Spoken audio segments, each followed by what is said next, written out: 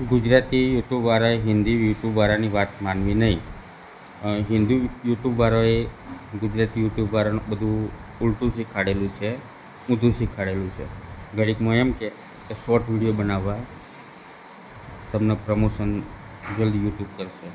ઘડીકમાં કે long video ઉપર કામ કરો, જલ્દી પ્રમોશન થઈ જશે. ઘડીકમાં એમ કે લાઈવ સ્ટ્રીમિંગ કરો, યુટ્યુબ જલ્દી પ્રમોશન કરશે.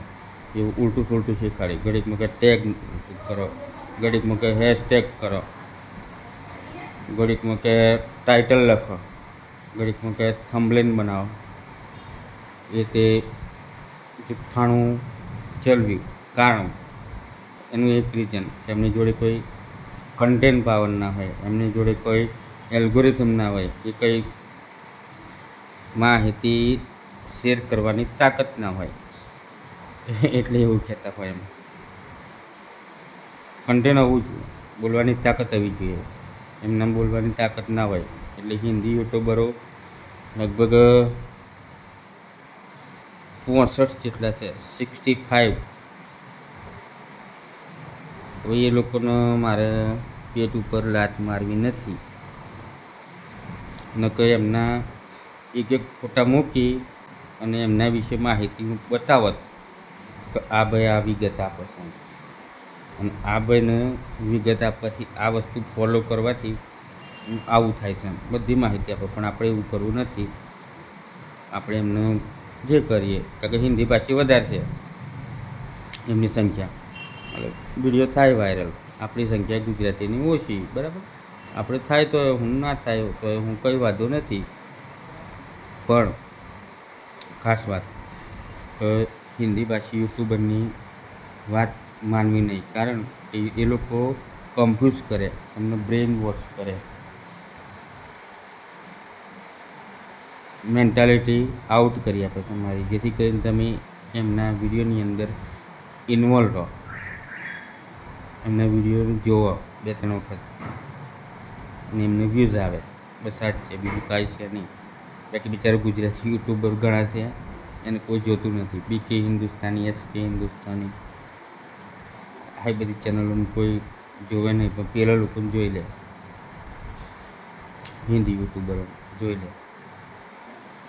જે લોકો તદ્દન જુઠ્ઠાણું ચલાવી છે, એમને પોતાનું વ્યૂઝ લાવવા માટે, પોતાના પ્રમોશન માટે, પોતાના મોનેટાઇઝેશન માટે જુઠ્ઠાણું ચલાવી, એને આપણે જોઈએ. અને જે સત્ય હકીકત છે એને આપણે નહીં જોતા.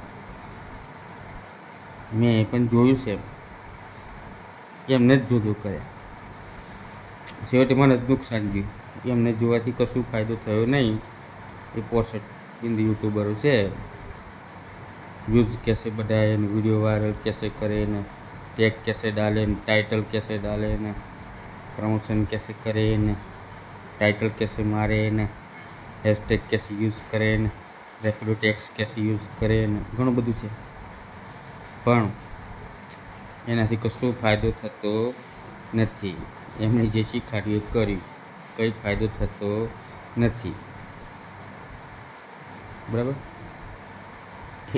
બધી ટેકનિકો જ મારી, પણ એમનાથી કશું આપણને કંઈ ફાયદો થાય નહીં.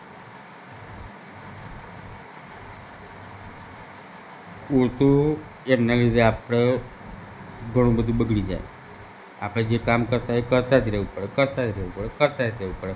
કોઈની વાત માન્યા વગર જાતે બધું શીખી લેવાનું. એ શીખવાડી ખરું, એ વાત સાચી, પણ અવરું શીખવાડે. જે વસ્તુ ના હોય એ શીખવાડી. એમ કંઈ છે નહીં નવીનતા. બરાબર. યુટ્યુબ એ મશીન છે, યંત્ર છે, શેરિંગ, વિડીયો શેરિંગ યંત્ર, એનું નામ યુટ્યુબ.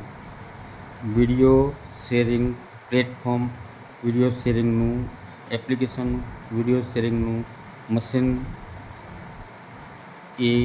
એનું નામ યુટ્યુબ. જેથી આપણો શેર કરેલો વિડીયો બીજા લોકો જોઈ શકે. બીજું કાંઈ છે નહીં એની અંદર. આપણે વિડીયો અપલોડ કરી શકીએ, બીજા લોકો જોઈ શકે. આ વસ્તુ છે વિડીયો શેરિંગ પ્લેટફોર્મ, મશીન.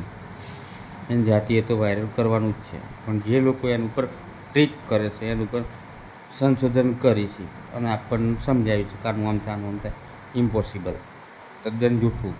બરાબર. યુટ્યુબ જ જાતે વિડીયો વાયરલ કરશે. શેરિંગ મેનુ છે એની અંદર, પબ્લિક મેનુ છે, એની જાતે યુટ્યુબ જ શેર કરે છે. બરાબર. કોઈ ગ્રુપમાં નહીં મૂકવાની જરૂર કશું જ નહીં, યુટ્યુબ જ એની જાતે શેર કરે છે. યુટ્યુબ ઓછામાં ઓછા 10 લાખ મોબાઈલની અંદર, 10 લાખ ટીવી હોય, લેપટોપ હોય, કોમ્પ્યુટર, એની અંદર વિડીયો જાતે યુટ્યુબ જ શેર કરે છે. એ આખું એન્જિન છે, મશીન છે, આખું નેટવર્ક છે. એટલે કહેવાનો મતલબ એ કે હિન્દી નોલેજ નકામું, હિન્દી નોલેજ પ્રમાણે ચાલવું નહીં. આખો ઇસ્યુ અલગ પડે છે, આખો ટેકનોલોજી અલગ પડે છે એમ.